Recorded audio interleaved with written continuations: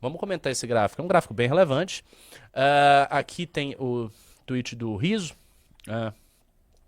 Intenção de voto para presidente, poder data, né? Aí você veja, isso aqui no segundo turno, cenário 3. O que acontece no cenário 3? Você tem uma queda ali do branco nulo de 2 pontos percentuais e uma subida do Renan de 2 pontos percentuais. E o Em um Lula mês isso. Saiu agora, então, essa de junho. Saiu agora. E o Lula se mantendo 45. Pô, tem uma diferença? Ok. Obviamente tem. Tem uma diferença aí de 7 pontos. Não é uma diferença desprezível. O que ocorre é que você tem uma grande quantidade de gente ali no branco nulo e no não sabe. São 17 pontos percentuais do branco nulo e não sabe. E a queda do branco nulo transferiu diretamente pro Renan. Porque poderia ter feito o contrário, né? Poderia transferir, sei lá, 1 ponto pro Renan e 1 ponto pro Lula. Mas não. São os 2 pontos transferindo diretamente pro Renan. Ou seja, a tendência, se você for olhar esse gráfico com malícia, no segundo turno, o desconhecimento do Renan, se ele for ao segundo turno, obviamente será esmagadoramente menor, porque tá aí. Não vai ter esses 14 branco nulo de desconhecimento. Não, mas eu vou te falar, não existe hoje no Brasil 38% de brasileiros que conheçam o Renan.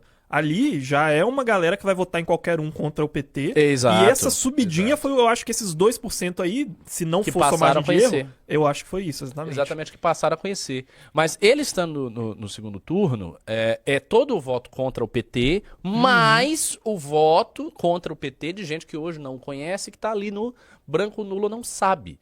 Se confirma essa tendência desse branco nulo não sabe ir para o Renan, a gente só precisa ganhar mais 7 pontos percentuais. Só tem 7 pontos percentuais. E está se disputando 17. 17. Então 17 para 7. Não é difícil. Mesmo que o Lula suba 1 ou 2, ainda assim você tem, sei lá, 8 ou 9 para disputar, sendo que o desconhecimento dele é maior. E sendo que essa lógica que nós estamos mostrando aqui já não é a lógica que impera na pré-candidatura do Flávio Bolsonaro. A lógica que impera na pré-candidatura do Flávio Bolsonaro é inversa. Ele está perdendo essa vantagem no segundo turno e a cada pesquisa que sai mostra que ele perde a vantagem. Portanto, o diagnóstico de que realmente a candidatura dele se torna inviável para vencer a do Lula e a candidatura da terceira via, especialmente do Renan, se torna viável para vencer o Lula é um diagnóstico correto. Não é propaganda, é a realidade. Sim, e é importante, ali mostrou aquele 14% de não sabe, esses 14 já conhecem o Lula, mas não conhecem o Renan ainda, em grande medida. Então, é difícil que o Lula ele aumente muito isso aí ou dispute aqueles 14%. Exatamente, todo mundo já sabe quem é. Então, interessante, hein? Está se formando um clima, meus amigos, grandioso, grandioso, tá? Acho bem legal isso aí que tá acontecendo. Eu também não achava, eu tô até meio incrédulo, assim. Eu vou lá, posto o vídeo no Instagram, o pessoal segue. Aí vejo aqui, vem a pesquisa, aí vem a Michelle, nossa camisa 10, ajuda aí pra caramba. Tá se formando um negócio, aquele Goldlock scenario, né? Tudo tá convergindo assim, tá interessante isso aí. Tá interessante, tá interessante. Tudo está convergindo. Vamos reagir a alguns trechos do vídeo da Michelle? Vamos ver o vídeo da Michelle, reagir a alguns trechos do vídeo da Michelle. Voltando ao Flávio, telefonei para ele, tentei algumas vezes, mas ele não atendeu. Algumas horas depois da postagem, ele retornou a ligação. Mas, sinceramente, para falar o que ele me falou, seria melhor se ele não tivesse ligado. Ele foi muito ríspido, me desrespeitou e me maltratou ao telefone. E eu não tinha feito nada contra ele. Ele disse que seria melhor eu ficar fora das decisões do partido. Disse que eu havia chegado ontem e não entendia nada de política. Diante dessa humilhação, eu disse a ele que estava tudo bem. Entendi que ele não queria o meu apoio ou que este era insignificante. E então eu me recolhi. Fiquei na minha e assim permaneço. Eu sou presidente nacional do PL Mulher. Fui convidada pelo meu marido e pelo presidente Valdemar.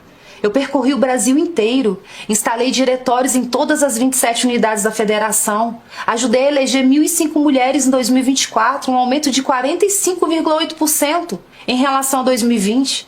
Mas para ele e alguns que o cercam, eu não entendo de política. Tudo bem, eu me recolhi. E desde esse dia, ele não me procurou mais. Eu também não procurei, porque estou respeitando o que ele falou, e é só isso. E tem um insight que os novos clássicos fizeram uma live hoje, falaram isso, e é importante reparar nisso. Ela trata como mérito o aumento do número de mulheres por si só.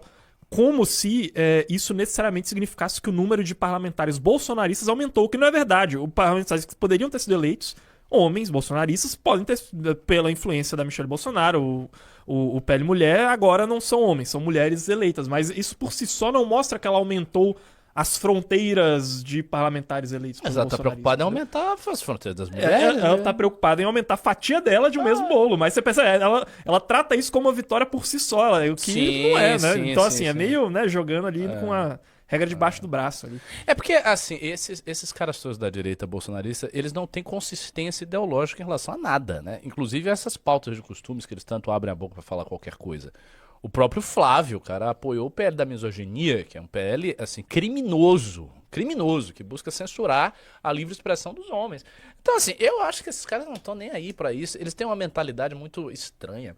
A direita brasileira, por conta de ser tão burra e por conta de não ligar, ela sempre é refém dos pensamentos que a esquerda produz, porque ela mesma não produz tanta coisa. E tinha uma diferença quando o professor Olavo estava vivo. Quando o Olavo de Carvalho estava vivo, e antes do final dos anos finais, que ele começou a ficar muito, não digo gaga, mas ele estava falando muita merda, né? Quando ele estava no prime dele, assim, e nem tinha o movimento bolsonarista, ele exercia ali uma certa influência geral sobre a direita. Então, este tipo de coisa, por exemplo, de uma figura política ficar se regozijando porque colocou um monte de mulher, ou do Flávio apoiar o PL da misoginia, isso era de mais difícil de acontecer, porque ele colocava ali o báculo da autoridade espiritual, intelectual, e ele ia guiando as pessoas. Com a morte dele, não. Agora virou terra de ninguém. Então eles não têm a menor ideia do que eles estão fazendo, em termos ideológicos. Ele vai fazendo isso aí e acabou. Vamos ver o que o Kim Paim falou. Nicolas já é o grande perdedor da rodada. Todo esforço caiu com a movimentação precipitada da Michelle. Isso é muito bom. A Beyoncé de Ouro Preto. Muito bom. Vai ter que recalcular a rota. KKKKK. Olha, eu não acho que o Nicolas foi o grande perdedor nisso aí, não. Acho que ele só tá ganhando. Por enquanto, ele não colocou o dele na reta. Perdendo, o grande perdedor. Isso aí é wishful thinking do nosso ratinho querido Kim Paim, que está, obviamente, levantando aí a bola do Carluxo, né? Que essas posições todas refletem o entendimento do Carluxo. Mas, assim, é treta na família, né? Mas eu queria ligar para uma pessoa aqui que eu acho que vai fazer uma bela análise. Por favor, você tem como pegar esse celular que tá aí do lado carregando? Vamos tentar falar com o maior especialista em bolsonarismo da galáxia. Eu não sei se ele vai me atender. Eu havia falado que eu ia ligar para ele, mas não sei se ele vai me atender. Vamos ver se ele vai me atender. Vamos ver se vai. Bom, agora é o Rodrigo Constantino. Vocês queriam afastar Michele, Nicolas, Caiado, Zema, eu... O ego é um negócio assim incrível. Vocês queriam Michele, Nicolas, Caiado, Zema, eu... Constantino, as pessoas não estão preocupadas com você. Não estão, esquece. Já foi a sua época de glória. Já foi, isso está no passado. Nunca mais há de retornar. E às vezes penso sobre as atitudes de algumas pessoas da política brasileira, né? Assim, Getúlio Vargas, Lacerda, eu também. E às vezes eu fico pensando, sabe? Eu fico refletindo sobre... Só pessoas muito importantes, assim. Somos todos traidores. Agora fiquem aí com Alan dos Santos, Paulo Figueiredo, Kim Paim, André do Prado e Ciro Gomes. Sabor direita, boa sorte.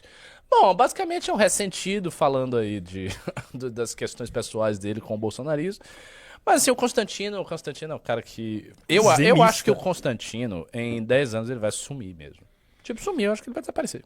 Ele será basicamente completamente relevante. Tipo aquele Evandro Sinotti. Você lembra o Não Senhor Comuna? Claro, lógico que lembro. Baitas Lives, ele foi o primeiro grande lacrador pra cima dos comunistas. Ele escreveu o Não Senhor Comuna, né? O Não Senhor Comuna, o livro de refutação do marxismo. As pessoas falavam do Evandro Sinotti. Que você vê que alguns dos bolsonaristas mais rasos intelectualmente hoje, o conjunto de referência deles resume a o Não Senhor Comuna do Evandro Sinotti e aquele primeiro congresso do Brasil Paralelo. E até hoje é a mesma coisa, é aquelas mesmas duas referências tá até hoje. Isso é verdade, isso é verdade. E aí ele sumiu, pode ser, pelo que você me falou, você acha que o Rodrigo será tipo um Evandro Sinotti.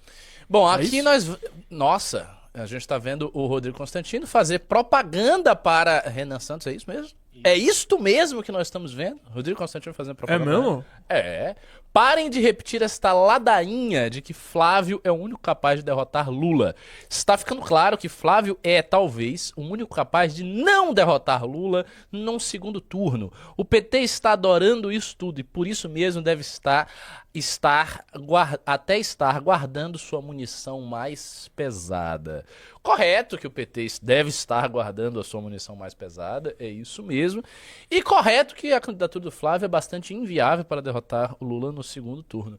Dito isso, em quem no escurinho da urna Rodrigo Constantino há de votar? Eu acho que é Zema. É Zema. Mas Hoje Zema nem seria vai tá Zema. lá. Hoje não seria vai Zema, estar lá. não vai tá lá E aí vai eu votar acho em que, ó... aproveita que o muro tá baixo. Ele vai chegar assim, Vem pra cá. Mas assim, ninguém tá muito interessado no Constantino. Ele se tornou realmente uma figura. Eu vi o Renan responder dizendo que ele seria um ótimo capacho. Foi triste. E agora vamos fazer uma análise um pouco mais extensa sobre esta notícia que o antagonista colocou aí. PT pretende usar vídeo de Michele para minar voto feminino de Flávio. Com as honras, Carlos Henrique, faça uma análise daquela bem didática, bem redonda. Vamos ler este bacana aí. PT pretende usar vídeo de Michele para minar voto feminino de Flávio. A ideia de integrantes do partido é fazer montagem com as falas da ex-primeira-dama para macular a imagem do senador da República. Ou seja, não é nenhum vídeo vazado, é o que ela própria postou, vai ser usado. O vídeo publicado por Michele Bolsonaro nas redes sociais nesta quarta-feira, ou seja, ontem, deve ser uma das principais peças de campanha eleitoral do presidente Lula que busca a reeleição. Integrantes da sigla já discutem como utilizar o vídeo para macular a imagem de Flávio Bolsonaro, tanto no horário eleitoral gratuito, quanto nas inserções em rádio e TV que o partido terá direito durante as eleições deste ano. Minha gente, o PT planejando usar o próprio horário eleitoral para passar o vídeo da Michele. Se isso aqui for verdade, vai ser um negócio, assim, psicodélico. Como mostramos, a ex-primeira-dama divulgou uma série de vídeos que totalizam 27 minutos em suas redes sociais, nos quais criticou o tratamento dispensado a ela por Flávio. Nos vídeos, Michele afirma ter sido desrespeitada pelo senador e que foi tratada como se fosse uma idiota. Nos vídeos, ela classificou como humilhação o tratamento dado a ela pelo filho do ex-presidente. Ele foi muito ríspido, me desrespeitou e me maltratou ao telefone e eu não tinha feito nada contra ele. Ele disse que seria melhor eu ficar fora das decisões do partido. Disse que eu havia chegado ontem e não entendia nada de política, disse a Michele. Diante dessa humilhação, eu disse a ele que estava tudo bem. Entendi que ele não queria o meu apoio ou que este era insignificante, então eu me recolhi, complementou ela. É justamente este trecho que o PT agora pretende utilizar nas peças publicitárias da campanha do Lula. A ideia, a priori, seria mostrar que, por mais que o Flávio faça acenos ao público feminino, a conversa com Michele revelaria o verdadeiro Flávio. Além disso, o PT deve utilizar a resposta inicial de Flávio ao episódio, quando ele nas redes sociais disse que nada iria abalar, pois era dia de jogo no Brasil. Aí, que foi quando ele falou, hoje nada me aborrece, hoje nada nem ninguém me aborrece, foi o que ele falou lá. A ideia também é satirizar o slogan Meu Amigo Flávio com essas inserções. Diante da crise e ciente da possibilidade de aumento da rejeição do voto feminino, o filho do ex-presidente também foi às redes para tentar amenizar a situação. Ele pediu desculpas à madrastra, mas em um tom que deixou dúvidas. Na carta, o Flávio disse que era casado há 16 anos e que era a mulher da vida dele, que jamais faria isso com a Michele. Em nenhum momento ofendi, agora aspas do Flávio, hein? Em nenhum momento ofendi, eu tive a intenção de ofender a Michele, só fiz em um momento, se o fiz em algum momento, mais uma vez peço desculpas. Tenho por ela respeito e reconhecimento pelo trabalho no PL Mulher, pelo cuidado com meu pai e por tudo o que representa para o Brasil, declarou Flávio. Aqui, senhoras e senhores, eu acho que é importante a gente usar esse momento para falar o seguinte, já vamos esquecer essa história de que o que motivou esse vídeo da Michele foi aquela questão no Ceará, porque eu acho que a gente não falou desse contexto. No vídeo, a Michele diz que o que motivou esse vídeo e o episódio que fez o Flávio destratar ela foi a questão no Ceará. Eu não sei, o Bruno, você consegue achar qual é a chapa que estava fechada no Ceará? Que ia ser o Ciro Gomes de governador, o pai do André Fernandes, que pelo PL, porque o André Fernandes hoje é o principal deputado federal eleito pelo PL no Ceará, seria um dos senadores, e teria um outro cara que é o meio de centrão, meio junto do Ciro ali, que seria o outro senador. Porque o que aconteceu? E aí, o que rolou no Ceará lembra um pouco o que aconteceu em Santa Catarina, porém com o outro final da história, tá? Que é o seguinte: o que aconteceu em Santa Catarina? Vamos dar mais um passo para trás, aqui que a gente gosta de digressões. Santa Catarina, quem é que estava fechado para serem os dois indicados lá? Carol Detone e o Espiridião Amin. Seriam os dois senadores lá. Espiridião Amin do PP, salvo engano, um partido mais de centro, mais fisiológico, porém o Espiridião sempre foi um cara de direita e sempre foi um amigo de longa data do Bolsonaro. E a Carol Detone, que é a deputada federal eleita pelo PL em Santa Catarina de maior expressão. Que já foi do MBL. Olha aí. A Carol Detone, ela é do PL Mulher e ela recebe um grande apoio da Michelle. Carlos Bolsonaro decidiu sair das terras cariocais, ir para Santa Catarina para concorrer ao Senado. Logo, Espiridião Amin ou Carol Detone teriam que sair. Lá nessa disputa, quem é que acabou saindo foi o Espiridião Amin. Então, assim, teve a treta, a Michelle chegou a se envolver, trocaram indiretas, né? O Carlos Bolsonaro chegou a publicar um negócio de quem se vende por verdinhas, um negócio assim, indireta pra Michelle, como se ela estivesse se vendendo. E aí, nessa queda de braço, quem caiu foi o cara mais do centrão, o Espiridião Amin, que provavelmente era a vaga do governador, e aí, normalmente, eles fecharam que uma vaga para cada estado bolsonarista do Senado, uma ia ser do governador do estado, salvo engano, ou do partido, sei lá, e a outra era do Bolsonaro. Então lá caiu o lado mais centrônico, né? O Espiridião Amin do PP manteve a Carol Detone, da turma das mulheres de saia longa, a tribo da Michelle, e quem entrou nesse cabo de guerra aí, Centrão caiu, de um lado veio os filhos, do outro a Michelle, conseguiram pegar as duas vagas. No Ceará a história foi diferente. No Ceará, entre esses três polos, que veio ali uma coisa mais fisiológica, mais Centrão, o dos filhos do Bolsonaro e da Michelle, quem caiu foi a Michelle. Na chapa lá, com o Ciro Gomes sendo governador, pegaram um cara pra ser senador, que é um cara lá de um partido centrão, não sei se você achou aí. Qual? Vê qual que era a chapa que eles estavam formando no Ceará. Que ia ser Ciro Gomes, que é governador, pra senador, uma das vagas ficou com um cara meio de centrão, e a outra vaga ficou com o pai do André Fernandes, que é do PL, e que tem a maior aliança com os filhos do Bolsonaro. E que eles rifaram o Eduardo Girão. Rifaram o Eduardo Girão para governador, mas para senador lá ia vir uma mulher do PL, que era a indicada da Michelle. Então, no Senado, ela já se ferrou. Tanto é que eu acho que isso para ela é muito mais importante do que apoiar o Girão, porque o Girão não ia ter chance mesmo. O Ciro já vai passar pro segundo turno. Girão que já foi do MBL. Olha aí. Então, assim... Você vê quanta gente já foi do MBL. Então, assim, porque, vejam só, minha gente, no Ceará, a Michelle disse que ela queria apoiar o Girão no primeiro turno, mas é muito difícil o segundo turno no Ceará não ser entre Ciro e PT. Então não faz sentido a Michelle mover mundos e fundos para poder não votar no Ciro no primeiro turno, para no final, no segundo turno, votar no Ciro Gomes de qualquer jeito. Isso tem a ver mais com o Senado no Ceará, em que a Michelle perdeu a indicada dela, do que com o governo do Ceará, entendeu? E aí é uma situação que já vem se arrastando, e se a gente... Vamos digredir mais ainda. A Michelle, quando o Tarcísio foi colocado para escanteio, e o Tarcísio foi colocado para escanteio porque o Flávio chegou, a Michelle perdeu o que talvez seria a vaga dela na vice-presidência. Desde aquela época, ela ainda não aceitou isso direito, entendeu? Então ela fica cutucando, porque se vai que o Flávio sai e aí tenta fazer uma chapa aí com o Zema ou com o Caiado, entendeu? Porque ela já tem a vaga dela no Senado do Distrito Federal, entendeu? Então ela fica nesse joguinho.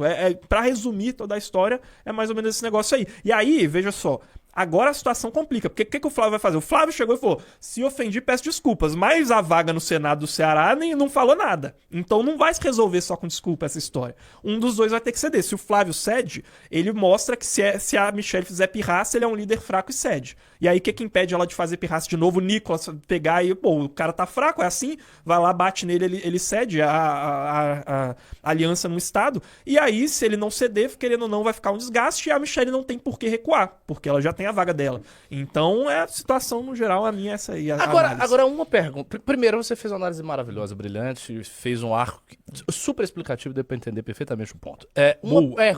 Uma pergunta mesmo. O Ciro Gomes está disposto a fazer palanque para Flávio Bolsonaro? Eu acho que antes de toda essa briga, ele estava mais disposto, assim, quase que fingir que não vê e estava ignorando, poupando algumas críticas. Agora ele já não está mais poupando críticas, não. Não está poupando críticas a Flávio. Nem a Flávio. Antes ele estava meio... Então o Ciro no Ceará ele vai para um caminho digamos assim, de terceira via. Ele não vai apoiar ninguém, é isso? É porque no Isso é Ceará... interessante. Isso porque é no Ceará o interessante. cirismo é mais forte que o bolsonarismo. Eu sei, eu não tô dizendo que não é. Eu sei que ele tá bem. Mas ainda assim ele tá bem, mas ele vai disputar com o cara do Camilo Santana, né? Com alguém do PT ligado ao Camilo Santana, É suponho o Mano, eu não sei, eu acho que é o Mano pode ser eleger eu ainda. suponho eu. Você acha que ele pode vencer no primeiro turno? O Ciro, É. cara, eu acho que sem o apoio do PL é mais difícil. É mais difícil, tá?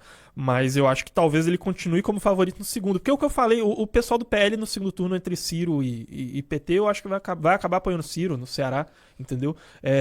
Até porque a situação no Ceará tá muito ruim, a criminalidade comendo solta, aquelas cidades fantasmas lá no Ceará são refugiados de guerra, minha gente. Se a gente entende... E nós entendemos que o que está acontecendo agora com o crime organizado no Brasil é uma situação de guerra, né, e que tem que ser tratado como guerra. Por que vai ter essa diferença semântica entre as pessoas que foram expulsas, uma cidade inteira sendo expulsas de suas casas pelos traficantes do Estado Paralelo e, não sei, na Síria, por exemplo, você tem refugiados de guerra, no Líbano, entendeu? Tem pessoas nas suas casas, chegou um monte de gente armada e expulsou. Entendeu? São refugiados de guerra do Ceará. A situação do Ceará tá muito, muito complicada. E o Ciro vai usar isso. E eu acho que ele é o favorito lá. As pesquisas mostram isso também. E assim, eu acho que agora vai depender muito do André Fernandes, porque o Ciro, me parece que ele tem uma boa relação, ou pelo menos uma relação mínima, com o pai do André Fernandes, que vai sair pro Senado. Isso pegou um pouco a Michelle também. Que assim, vai manter alguém do PL, vai ser logo o pai do cara aí? Por que não colocou a minha mulher de saia longa do PL mulher aí pra... tá no Senado, entendeu? Vai tirar a vaga, vai tirar logo a minha, ela fala isso no vídeo também. Então, não sei, eu acho que o Ciro ele vai tentar fazer aliança com o PL, mas agora também, vai pegar mal agora pro próprio Flávio, se o Ciro aparecer falando bem dele, depois dos vídeos que a Michelle falou. Então, se não for agregar muito pro Ciro também, porque agora o Flávio tá numa situação que ele não pode ir lá fazer palanque pro Ciro e pedir pro pessoal votar no Ciro. Eu acho que já não tem mais clima pra isso. Então vai ficar essa coisa aí. Acho que ele vai tentar fazer mais com o André Fernandes mesmo. O André Fernandes, inclusive, que falou, né? Um dia antes do vídeo da Michelle, o André Fernandes, em entrevista, perguntaram pra ele: mas a Michelle não sei o que. Ele deu uma resposta ríspida. Falou: a Michelle que faça o que ela quiser, o que vote em que ela quiser, meu voto é do Ciro. Ele falou um negócio assim. Então é isso. Aparentemente o André Fernandes e o Ciro estão fechados.